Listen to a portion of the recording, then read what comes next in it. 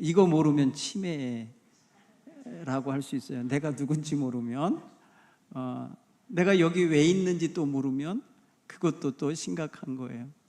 내가 여기 왜 왔는지 모르면 그것도 심각한 거예요.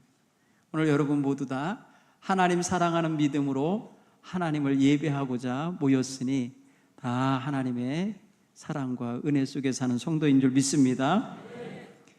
구약 성경은 우리에게 너는 누구냐라고 묻는 질문에 답을 하라 그러면 이렇게 말하는 것 같아요. 너는 죄인이야. 이렇게. 힘들어요.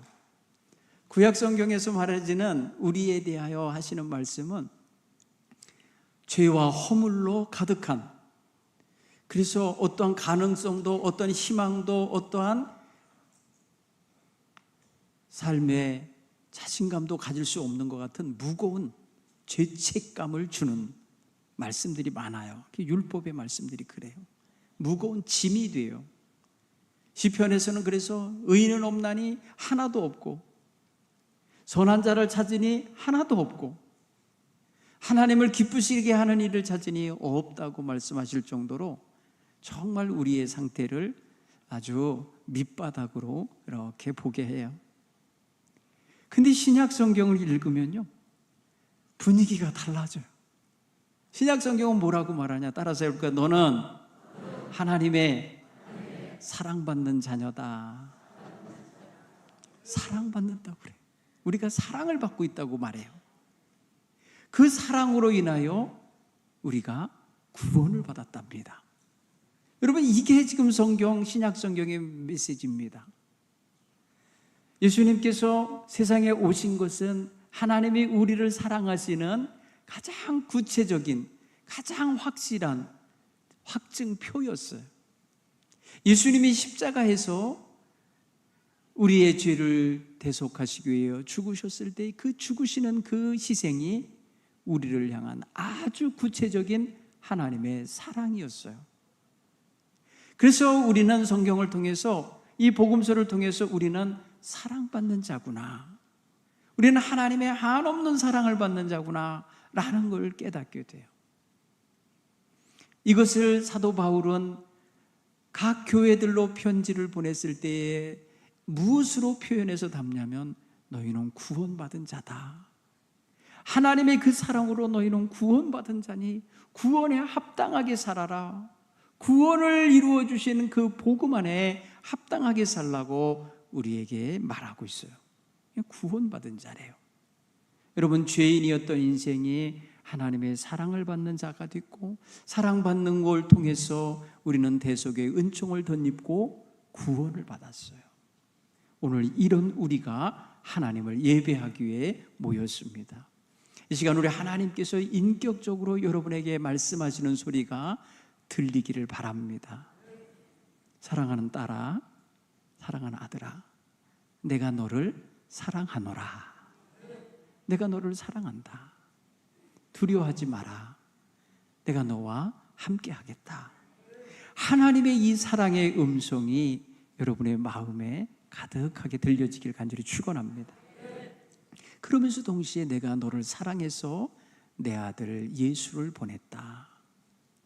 내 아들 예수를 통해서 내가 너를 죄에서 구원했다. 너는 나의 구원의 자녀다. 주님이 말씀하시는 소리를 들으시기 바라요. 동시에 우리에게 하시는 말씀을 또 들어야 돼요. 내가 너를 사랑하고 내가 너를 구원한 거 이제 아느냐? 너는 그 사랑, 그 구원의 소식을 전해 주었으면 좋겠다 하시면서 우리를 하나님이 세상으로 보내고 계셔요. 여기서 우리가 누구냐? 따라서 여러분, 나는 보냄받은 자다. 우리는 세상에 태어날 때 이미 하나님께서 우리를 세상에 보내신 거예요. 그래서 세상살이 한 살이 하는 동안에 우리에게서 하나님은 영광을 받기 원하셔요. 그래서 우리의 언행심사가 하나님의 영광을 드러내고 하나님의 기쁨을 자아내는 그런 생활이 되기를 기대하고 계세요. 하나님은 나를 보내신 목적이 나를 통해 영광 받기 원하시며 나를 통해 하나님의 성호가 높이 찬양받게 되기를 원하시고 있어요. 우리는 그 모습의 일환으로 오늘 예배 자리에 있어요. 오늘 이 예배의 모습은 하나님을 사랑하는 자, 하나님을 기쁘시게 하는 자가 하나님을 찬양하는 모습인 거예요. 얼마나 귀한 건지 몰라요. 우리 인생의 시간 속에서 하나님을 예배하고 있는 이 한 토막의 시간이 너무너무 소중한 거예요. 이런 하나님께서 우리를 사랑하셔서 세상에 보내고 계셔서 세상에 보낸받은 자가 되어서 또 우리는 삶의 현장에 나아가 있게 되는 거예요. 그런데 하나님이 세상에 보낼 때는, 그 보내실 때에는 우리 속에 귀한 소식, 귀한 선물을 담아서 보내시고 있어요. 여러분, 보내는 이 보냄받은 자가 됐을 때에는 그 보내시는 분의 목적이 있잖아요. 그리고 보내시는 목적지가 있잖아요. 대상이 있다고요. 그러니까 우리는 그 안에 주님의 도구가 되고 보냄받은 자가 되어서 가고 있어요. 그러면 갈 때에 가지고 가는 거, 가지고 가야만 하는 거, 하나님의 사랑과 생명의 복음을 가지고 가서 거기서 풀어놔야 돼요. 거기서 다른 사람이 가질 수 있도록 전해줘야 돼요. 여기서 여러분, 우리의 신분이 나와요. 따라서 나는 전하는 자다. 네. 자, 보세요. 하나님께서 나를 사랑하셔서 나를 사랑받는 자라고 부르셔요. 사랑하는 아들아, 사랑하는 딸들아 부르시고 나를 구원하셨어요. 구원받은 자, 그래서 나의 사랑하고 구원받은 자들아 말씀하시는 거예요. 그리고 나를 세상에 보내시면서 가서 생명의 말씀 복음을 전하라 라고 하시며 우리를 전하는 자로 세워내고 계시다는 사실이에요. 여러분, 우리는 딱 한 번 세상 살아요. 지금 그 세상 한 번 사는 그 시간을 많이 살았어요. 지금 남은 시간이 얼마 남지 않았다고 생각해 보면 너무나도 소중한 시간들인 거예요. 그 남은 시간에 아프지 말고, 그 남은 시간에 병석에 누워있지 말고, 그 남은 시간을 알차게 쓸 수 있으면 복된 거예요. 하나님의 은혜가 남은 여생에서 많이 나타나고 표출되기를 간절히 축원합니다. 한 번뿐인 인생 살면서 하나님을 기쁘시게 할 수 있도록 보냄받은 자리에서 그 목적을 수행할 수 있는 이런 성도들로 살아내시길 간절히 축원합니다. 오늘 예수님께서는 부활하셔서 제자들에게 사명을 하나 주시면서 하시는 말씀이 이래. 너희는 온 천하에 다니며 만민에게 복음을 전파하라. 여기에 예수님이 우리를 보내는 자로, 그리고 전하는 자로 세워내고 계시다는 것입니다. 사랑하는 성도 여러분, 우리는 이 주님의 명령, 주님께서 당부하시는 이 말씀을 받은 자입니다. 그런 면에서 보면 우리는 굉장히 소중한 것을 지금 받은 자예요. 이거 잃어버리면 안 돼요. 이거 망각하면 안 돼요. 이거 유보할 수도 없는 우리에게 주신, 우리 시대에 우리의 몫으로 주신 사명인 거예요. 여러분, 가끔 타임슬립 해서 딴 시대로 가서 어느 경험을 하고 있는 사람 이야기를 드라마나 소설로 쓰는 그런 모습을 봐요. 여러분 모두가 다 한번 상상을 해볼 거예요. 여러분이 예수님 시대로 딱 갔다고 생각을 해보세요. 예수님 하시는 말씀을 직접 듣고 예수님이 하시는 것을 직접 따라다니면서 예수님이 교훈하시고 선포하시고 치유하시고 역사하시는 것을 쫙 보고 있다고 하면 얼마나 좋겠어요. 그렇죠? 제가 거기까지도 생각해 봤어요. 그런데 정말 거기에서 사는 사람이 됐다 생각하면 얼마나 위험할까? 얼마나 생명의 위협을 당할까? 왜? 머릿속으로 가진 지식과 경험은 현대 건데 너무너무 열악한 그런 시대의 문화, 그런 환경 속으로 들어가면 얼마나 거기서 갈등하겠어요. 힘들 거예요. 똑똑한 척 하다가는 누군가에게 유해를 당할 수 있고, 또 그 시대의 문화를 모르고 익혀서 모르고 또 따라가지 못하면 그것 때문에 또 유해를 당할 테고, 너무 어려운 거더라고요. 결국은 이것도 안 되고 저것도 안 되게 하신 이유가 있구나. 우리를 이 시대에서만 살게 하시는 이유가 있구나. 이 시대 너무 잘하는, 내가 너무 잘하는 시대, 너무 잘할 수 있는 시대, 내가 정말 필요한 시대, 여기서 살게 하고 계신 거구나. 이거를 깨닫게 돼요. 여러분, 우리가 장래에, 저 미래까지 여러분들이 살아남을 수 없잖아요. 그리고 아무리 원한다 그래도 저 과거로 돌아갈 수 없어요. 오늘 여기에서 우리 주님이 나를 사랑하시고 나를 구원하시고 나를 세상에 믿지 않는 영혼들에게 보내시고 나에게 말씀을 전하라고 주신 이 현장, 이 시대, 여기가 바로 나에게 가장 소중한 역할이 있는 자리인 거예요. 사랑하는 성도 여러분, 우리는 영혼 구원의 사명을 감당하라고 이 시간 보냄받고 있는 거예요. 이것을 감당하려면 기본적으로 영혼을 사랑하는 마음이 있어야 돼요. 영혼에 대한 애정이 있어야 돼요.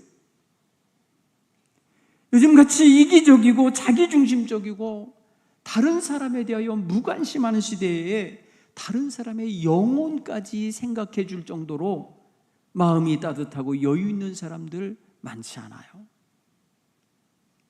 오늘 우리는 그런 사람이 되어야 돼요. 몇 안 되어도 정말 다른 영혼들을 생각하고 그들을 위하여 기도하고 그들을 사랑하고 그들로 하여금 하나님의 영광을 향하여 나아갈 수 있도록 기도하는 이러한 믿음의 사람들로 우리는 분명히 살아 있어야 돼요. 하나님이 찾기에 너무 소중한 사람들, 하나님이 쓰고 싶은 너무나 소중한 그릇들이 되셔야 하는 거예요. 바로 사랑의 그릇들이 되셔야 돼요. 테레사 수녀는 이렇게 그의 단상집에 글을 썼어요. 제가 오늘 아침에 교회에 올라오기 전에 그 한 페이지 글을, 한 챕터를 읽었는데 그 희생이라는 단어가 이끌어가는 글이었어요. 희생은 너무나 소중한 역할을 하는 거예요.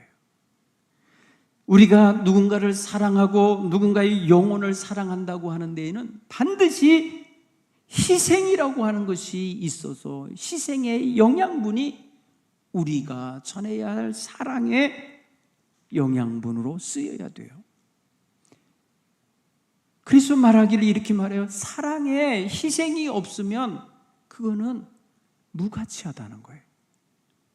우리의 사랑이 참 사랑이 되려면 우리가 사랑할 줄 알아야 되는 거예요. 희생할 줄 알아야 되는 거예요. 어느 기자가 물었어요. 당신은 어떻게 평생을 그렇게 사랑의 삶을 살 수 있습니까? 라고 말할 때 나는 평생을 산 게 아니에요. 오늘 하루를 그렇게 산 거예요. 여러분 생각해보세요. 하루를 사랑의 삶을 살면 하루가 모여서 일주일이 되고 일주일이 모여서 한 달이 되고 한 달이 모여 1년이 되듯이 우리의 삶은 하루가 그 기본 단위로 쌓이고 있잖아요. 그렇다고 생각하면은 우리가 사랑하는 삶을 매일매일 살아내는 거예요. 그래야 사랑의 삶이 되는 거죠. 그런데 이 사랑은 바로 희생과 순종과 자기를 내어주는 고통과 아픔을 감내해야 한다는 거예요. 여러분, 우리가 새생명 사랑 전도 운동을 펼칠 때에 우리가 마음에 품고 있는 영혼을 위하여 희생하고 고통을 감내하고 함께 울어주고 함께 그 마음을 나눠주는 이러한 영양분이 없이는 우리가 전하는 사랑이 공허한 사랑의 말이 되고 만다는 거죠. 따라서 오늘 우리는 희생을 전제로 한 사랑을 말하고 실천할 수 있어야 돼요. 여러분, 우리 인생은요, 부모님의 사랑을 일평생 갚을 수가 없어요. 부모님이 베풀어 주시는 사랑을 일평생 우리는 갚을 길 없는 빚쟁이처럼 살고 있는 거더라고요. 그러니 그 사랑이 우리에게 능력이 되고, 사랑이 우리에게 삶의 희망이 되고 삶의 에너지가 됐다는 사실을 깨닫게 됩니다. 오늘 우리는 주님의 사랑과 우리를 사랑하는 많은 우리와 관계된 인생들의 헌신을 우리는 소중하게 여기고 있습니다. 그러니 우리도 누군가를 위해서 이러한 희생이 있는 사랑의 삶으로 다가설 수 있게 되기를 간절히 축원합니다. 오늘 우리가 그렇게 주님 앞에 서야 우리 주님께서 우리를 통하여 영광 받으시게 될 줄로 믿습니다. 오늘 우리가 주님 앞에서 누굽니까? 우리는 사랑하며 살아야 될, 주님 앞에서 사랑을 전하며 사랑을 행하며 살아야 될 그러한 거룩한 하나님의 자녀입니다. 그래서 보냄받은 것입니다. 그래서 우리는 하나님 앞에 소중한 존재인 것입니다. 오늘 사도 바울은 나를 보내신 분, 나를 보내셔서 복음 전하라 하시는 분을 찬양하도록 만들어줘요. 오늘 로마서 10장 13절로 15절 말씀을 우리는 따로 읽었습니다. 그 말씀은 누구든지 주의 이름을 부르는 자는 다 구원을 받게 하시는 놀라운 은혜가 담긴 말씀이에요. 그런데 이 너무나 좋은데 이거를 모르는 사람이 많은 거예요. 못 들은 사람이 많은 거예요. 듣기만 하면 일이 시작되는데, 그래서 우리를 주님께서 보내고 계신 거예요. 오늘 성경은 여러분 점강법으로 기록되어 있죠. 14절 15절에 보면 그런즉 그들이 믿지 아니하는 자를 어찌 부르리요, 듣지 못하는 이를 어찌 믿으리요, 전파하는 자가 없이 어찌 들으리요, 보냄받지 아니하는데 어찌 전하리요. 결국 뭐예요? 보냄받는 데서부터 출발하는 이 출발 노선에서부터 이게 이루어져야 모든 게 시작이 되는 거예요. 우리를 사랑하시고 우리를 구원하셔서 우리를 전도자로 삼으신 예수님께서 우리에게 가라 하고 보내시기에, 보냄받은 우리는 가서 전파해야 전파하는 말씀을 듣는 이가 있게 되는 거예요. 여기까지가 우리의 일이에요. 여기까지가 우리가 할 수 있는 일이에요. 그 다음에 저 사람이 믿고 안 믿고는 그 사람의 마음이 거기에 열려져서 받아들이고 예수님을 영접하면 믿는 자로 거듭나는 거예요. 그래서 누구든지 가서 전하는 데까지는 우리의 사명인 것을 알고 이것을 멈춰서는 안 되는 거예요. 전하기만 하면 듣는 이가 듣고 믿고 믿음으로 주를 부르게 되고 부르는 자로서 구원을 받게 된다는 거예요. 이 역사의 중간까지가 우리가 해야 될 역할이에요. 이 구원의 사슬이 우리가 끊어지지 않게 이어가야 되는 것이 우리의 본분입니다. 이걸 여러분 미래 세대에 가갖고 할 수 없어요.